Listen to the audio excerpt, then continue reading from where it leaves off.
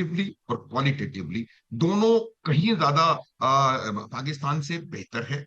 और ये बात समझ में, ये एक बड़ा भारी लेसन था उसका। इस वजह से उन्होंने अपने आर्टिलरी सिस्टम्स को मॉडर्नाइज करने की आवश्यकता को महसूस किया, और ये उसी का एक हिस्सा है, पहली बात। दूसरी बात, उसका फॉरवर्ड डिप्लॉयमेंट, वो फॉरवर्ड डिप्लॉयमेंट उन्होंने, अगर ये बात पूरी तरह से सही है कि उन्होंने फॉरवर्ड डिप्लॉयमेंट किया है इतनी सारी रेजिमेंट, आर्टिलरी रेजिमेंट्स का, तो वो बिना बात में नहीं होता है। तो इसको हमें इससे कोई हम घबराने की जरूरत नहीं है। कोई ऐसा नहीं है कि बहुत बड़ा काम हो गया है, लेकिन इसके ऊपर कांस्टेंट वॉच रखने की आवश्यकता है कि इसका कारण क्या है और क्यों इतना आगे फॉरवर्ड डिप्लॉयमेंट कर रहे हैं। क्या उनकी मंशा है? क्या ये डिफेंसिव पोस्चर है नहीं, या वो आपको कोई क्या लग रहा है ऑफेंसिव जनरल के साहब, बारे में आपको क्या सोच लग रहा है, एक। क्या मंशा है, आपको क्या हाँ, लग वही रहा है? मैं बता रहा हूँ, मैं बता रहा हूँ, एक लाइन में। तो उसके बाद क्या होता है, पहली बात तो मैंने आपको ये बता दी। दूसरी बात मैं ये बता रहा हूँ कि जब भी हालात वहां बिगड़ते हैं, तब पाकिस्तान को ये एक एक्टिविटी करने का एक बहुत इंपॉर्टेंट उनका एक तरीका होता है कि भारत की तरफ कोई एक्टिविटी करें या किसी और तरफ, ताकि जो उनका जो कंसंट्रेशन, जो लोगों का ध्यान, आज देखिए किस प्रकार से पीओजे के हो, चाहे खैबर पख्तूनख्वा हो, कल एक वहां पर आत्मघाती हमला हुआ, चाहे बलूचिस्तान हो, जब हालात इतने बिगड़ने शुरू हो जाते हैं, तो वो उनका उनका जो उनका तरीका है कि दबाव का बाहर की तरफ दिखाएं, विदेशों की तरफ, ताकि लोगों का ध्यान इधर से उधर कर सके। शायद ये उसकी उसकी एक एक शुरुआत हो सकती है कि वो कोशिश करें कि अगर मान लीजिए कोई इस प्रकार की चीज होने वाली है आने वाले समय में, तो वो तैयारी कर रहे हैं उसके बारे में। तीसरी चीज मैं आपको इंपॉर्टेंटली बताता हूं कि हमारे जो मॉडर्न आर्टिलरी सिस्टम्स हैं, लगभग सारे मॉडर्न आर्टिलरी सिस्टम्स हमारी आर्मी के जो हैं वो हम खुद बना रहे हैं, जो इंडिजिनस।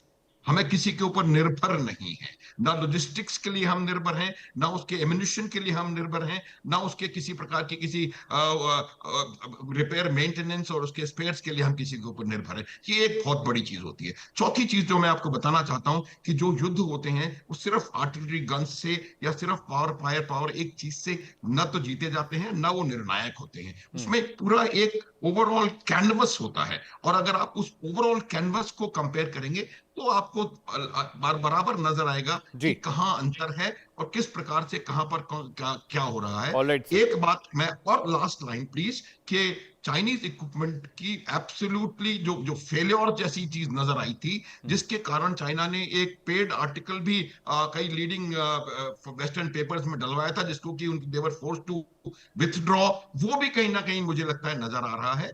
तो ये चीज है, इस पे नजर रखने की आवश्यकता है, लेकिन इससे कोई ऐसा खतरा भारत के लिए ठीक है, मुझे नहीं लगता कि इससे है। पहले कि मैं मलिका जी के पास जाऊं और सिंघल साहब मेरे साथ हैं, रता साहब मैं आपके पास आ रहा हूं। क्या आतंकवादी हमलों के बाद पाकिस्तान के हुक्मरानों को ये डर लग रहा है कि ऑपरेशन सिंदूर पार्ट 2 हो सकता है, या आपको लगता है कि आर्टिलरी डिप्लॉयमेंट फॉरवर्ड ब्लॉक्स पर एक रूटीन है जो पाकिस्तान ने कभी नहीं किया आज तक? तमाम पैनलिस्ट को मेरा सलाम। अमित, जितनी भी आर्मीज हैं, स्पेशली अब जो पाकिस्तान इंडिया की बात हो रही है, तो दोनों आर्मीज जो हैं वो विद द टाइम बीइंग अपने आप को मॉडर्नाइज करती हैं। और अगर देखूं K9 की जो बात की है, अभी जनरल साहब ने कहा कि वो पाकिस्तान जो इंडियन टेक्नोलॉजी है, मेरा ख्याल है वो साउथ कोरियन टेक्नोलॉजी है, और साउथ कोरिया से ही आप लोगों ने लिया है इसको। तो डॉक्टर साहब, सेम मैंने यही ये जो नहीं कहा है। कि सारी हमारी, please one one minute please, मैंने ये नहीं कहा कि सारा हमारा इक्विपमेंट है। मैंने ये कहा कि अधिकतर हमारा इक्विपमेंट हम खुद बना रहे हैं। मैंने बिल्कुल ठीक नहीं है, कहा कि अब सारा मैं इक्विपमेंट मैंने हमारा हो। सिर्फ प्लीज मैंने प्लीज, सिर्फ K9 के जिक्र हो बस। रहा था तो K9 के नहीं नहीं, बारे में बिल्कुल, बताया कि K9 that. Agree, agreed, absolutely agreed, absolutely agreed, हाँ, नो इश्यूज। और इसी तरह जो है पाकिस्तान जो है वो चाइना से जो भी वेपन्स लेता है, तो वो भी उसकी प्रोडक्शन जो है पाकिस्तान में करता है, और उसकी मेंटेनेंस या उसकी रिपेयर जो है वो भी पाकिस्तान में ही होती है। और इसमें जो सबसे बड़ा जो प्रोजेक्ट है, आपको पता है, J17 था। वो हमने स्टार्ट वहाँ पे किया, लेकिन अब वो 60% जो है पाकिस्तान में बनता है। तो ये चीज़ें जो है तमाम आर्मीज की कोशिश करती हैं कि वो अपना जो प्रोडक्शन का एक्सपेंस है वो कम से कम करें और अपनी आर्मीज को जो है मॉडर्नाइज करें।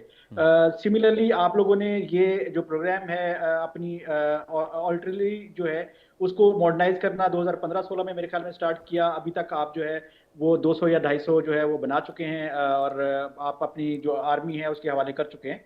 सेम पाकिस्तान जो है उसने भी 2022 या 23 में ये स्टार्ट किया था, और आज जो है वो 250 या 300 जो है वो डिप्लॉय हो चुके हैं। तो ये कोई इतनी बड़ी चिंता की बात नहीं है, क्योंकि हम दोनों हमसाए तो हैं, लेकिन ट्रेडिशनली या हिस्टोरिकली देखें तो हमारा कॉन्फ्लिक्ट जो है वो हमेशा चलता रहता है। तो इस वजह से दोनों आर्मीज को जरूरत रहती है कि वो अपने आप को उस चीज के लिए तैयार करें जो दुश्मन की तरफ से उसको ऊपर गिननी है। अगर आप लोगों ने मॉडर्नाइज किया तो हमने भी कर लिया, इसमें कोई इतनी बड़ी बात नहीं है, जनरल साहब ने दुरुस्त कहा। और अब अगर ये वॉर होती है तो आपने भी जो रिसेंट कॉन्फ्लिक्ट देखे उसके अंदर जनरल साहब की एक बात अभी मैं इन्होंने कही कि सिंदूर के बाद जो है वो आर्मीज ने सीखा। यस, पाकिस्तान ने भी सीखा होगा, इंडिया ने भी बहुत सीखा। इंडिया जो है अब उसको पता चल गया, उसको पहले ये फील था, उसको ये लगता था, जो भी उनकी बातें थी, जो भी उनके डिफेंस एनालिस्ट थे वो ये बात करते थे कि इंडिया के ऊपर जो है अब अटैक नहीं हो सकता है। लेकिन संदूर के बाद जो है उनको ये समझ आ गई कि नहीं, ऐसा नहीं है, अटैक हो सकता है और बहुत लीथल हो सकता है। बहुत नुकसान उठाया इंडिया ने उसके अंदर।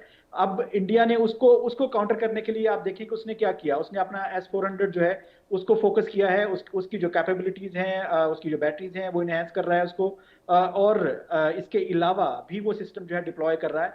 और अभी मेरे ख्याल में आप लोगों ने एक मिसाइल जो है स्पेशली इस चीज के लिए जो है उसका तजर्बा भी किया कि इंडिया के ऊपर हमला ना हो सके। तो ये चीजें जो हैं ये चलती रहती हैं, स्पेशली उन मुल्कों में जिनके अंदर कॉन्फ्लिक्ट्स रहते हैं। अब जहां तक रह गई बात कि पाकिस्तान जो है वो किस लेवल पे जाएगा या डरा हुआ है संदूर के बाद, तो मेरा ख्याल है कि ये बातें भी लॉजिकली ठीक नहीं है। आप लोगों को पता है कि आपने संदूर किया, उसके बाद क्या हुआ अगले 2 दिन के अंदर पूरी दुनिया के अंदर जो है वो जग रसाई हुई इंडिया की। ये एक फैक्ट है, इसको हम चेंज नहीं कर सकते। आप जितना मर्जी कहें कि आपने ये कर दिया, आपने वो कर दिया, आप फैक्ट देखिए। आपके जो एयर चीफ हैं वो 6 महीने के बाद प्रेस कॉन्फ्रेंस करने आए उस सारी मार पड़ने के बाद। तो ये सारे वो फैक्ट्स हैं जो चेंज नहीं हो सकते हैं, ये रहेंगे, हिस्ट्री के साथ रहेंगे। लेकिन मैं हमेशा से जब भी इस तरह के पैनल के अंदर बैठ के बात करता हूं तो मैं ये बात करता हूं कि अगर आपने 250-300 जो है आपके जो तोप खाना है वो आपने लगाया है और पाकिस्तान ने भी लगाया है, तो ये 250-300 की कॉस्ट है। वो कॉस्ट जो है बजाय इसके कि हम बीइंग नेबर्स लड़ लड़ के जाया करें एक दूसरे के जो डिफेंस एक्सपेंसेस हैं आपके 90 बिलियन आई थिंक क्रॉस कर गए हैं, $90 बिलियन पर एनम, और हमारा जो है वो $12 बिलियन क्रॉस कर चुका है। तो मैं हमेशा यही बात करता हूं कि ये 90 बिलियन और 12 बिलियन अगर हम अपने आम जनता के ऊपर खर्च करें तो मेरा ख्याल है कि वो ज्यादा प्रोडक्टिव होगा। हम दोनों हमसाए जो है दुनिया के अंदर अच्छी पोजीशन में होंगे, ना कि हमें लड़ना चाहिए और अपने डिफेंस एक्सपेंसेस को बढ़ाना चाहिए। ऑल राइट, तो इसमें अगर मैं एक और पॉइंट ऐड कर दूं कि अगर हम रीजनल कॉन्फ्लिक्ट्स की बात करते हैं तो इंडिया को अपनी पॉलिसी रिविजिट करने की शदीद जरूरत है, क्योंकि तमाम हमसायों के साथ इंडिया की लड़ाई चल रही है इस वक्त। ठीक है साहब, पॉइंट टेकन। और मैं सोचता हूँ, उम्मीद करता हूँ कि हमारे देश के स्टैटिक अफेयर्स एक्सपर्ट जो सरकार के साथ काम कर रहे हैं वो आपकी बात पर तवज्जो ज़रूर दें। मलिका पांडे मेरे साथ हैं, she is a foreign affairs expert. Malika ji, जो रत्ता साहब बातें कह रहे हैं कि हमें अपने डिफेंस बजट के अलावा और मुख्तलिफ चीज़ों पर ध्यान देना चाहिए, हम जो टैंक डिप्लॉयमेंट है, रत्ता साहब पता नहीं इसको इतना ईजी रीड क्यों कर रहे हैं, लेकिन जो मुझे समझ में आया